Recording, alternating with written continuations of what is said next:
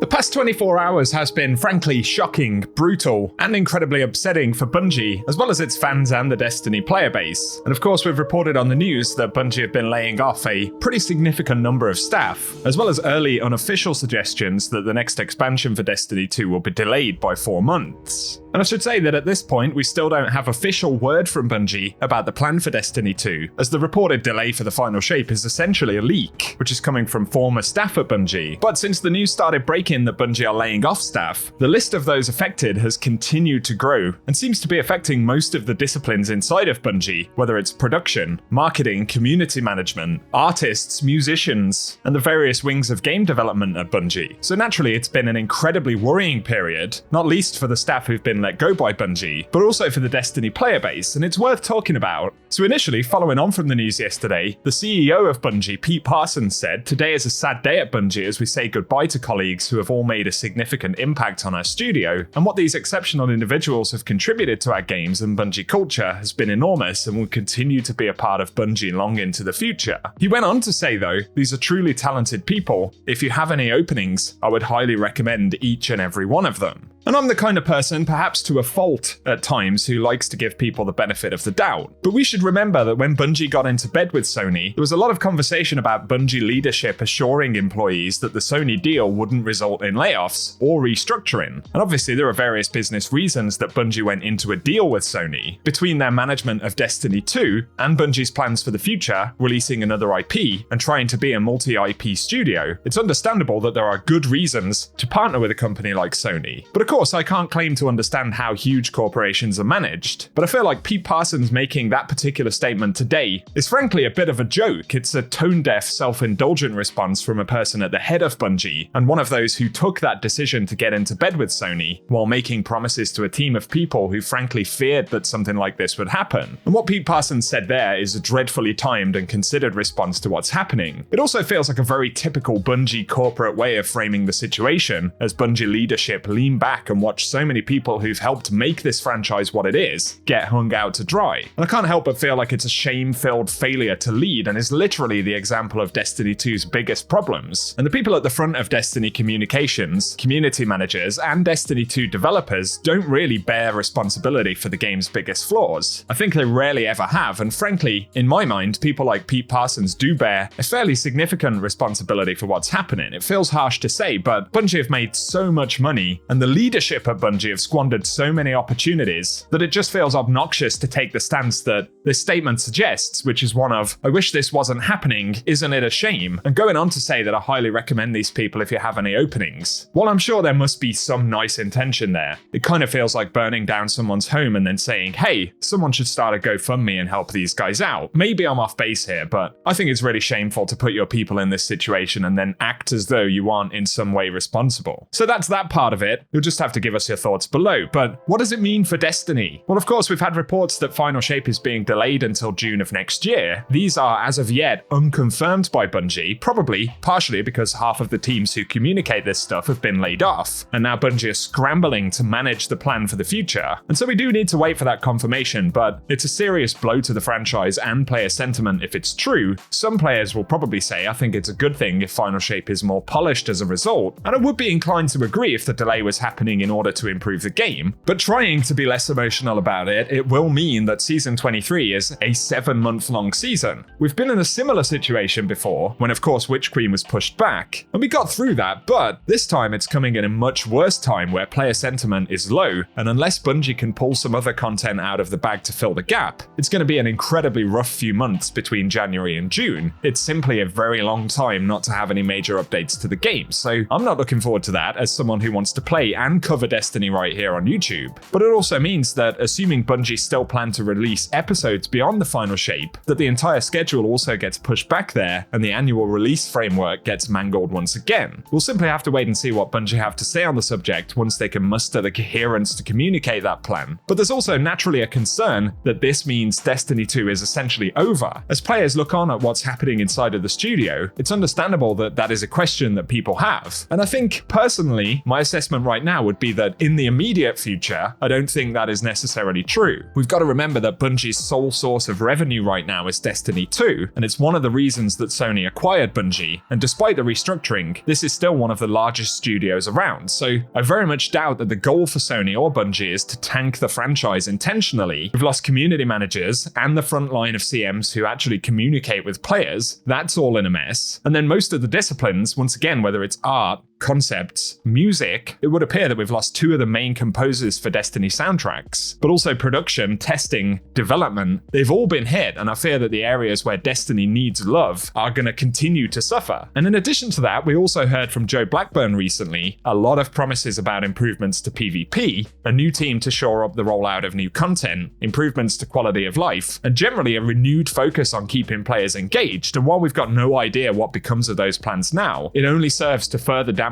player sentiment and the hope that the game will remain live and well on the approach to and beyond the final shape. So overall, we've got more questions than answers, and as we've discussed, in terms of the product, in terms of the franchise, it's simply happening at a terrible time for the game. And so while the immediate future, albeit delayed, seems somewhat secure, let's be real, we have no idea if Destiny 2 will survive this. We don't know if Destiny 2 will survive Sony. I think to say that everything is over right now is a bit of a leap, but it's understandable that players feel this way because we're in a perfect storm of a bad year for player sentiment, bad decision making at Bungie, and now Sony making moves which put the entire franchise at risk, as well as ruining the livelihoods of countless numbers of people, which we should keep in mind. Of course, we're worried about the game that we love, but many of the people who've made the game that we love are now left worrying about their financial stability, their homes, their families. We have to be respectful and acknowledge the trauma that this causes them, because plain and simple, nobody deserves this. And so I really feel for all the folks at Bungie who are affected by this. I've said it many times. And once again, Bungie are going to come out and make a statement about this, whether it's today or in the next 2 or 3 days. They're going to have to say something, but they're not going to answer all of the questions that players have. And I think that's a simple fact. And the other element of this is that even once we know what's happening with Final Shape, the next year is going to be filled with a bunch of questions about what happens beyond that. And it's entirely possible at this point that beyond Final Shape, we won't see major expansions for Destiny. Although I'm going to limit my speculation here as we just don't know what will happen yet. Share your thoughts about it down below, guys, but I personally wanted to vent a few feelings right there and open up the conversation to you all once again. But as always, when we do get an official statement, I will be sure to keep you posted. Either way, it's an incredibly sad day for Destiny and Bungie, and for folks who want to continue to enjoy Destiny, we simply have to hope that this doesn't turn out to be a fatal error on the part of those in charge of this franchise. But without a doubt, I would say this has been the darkest day in the history of Destiny.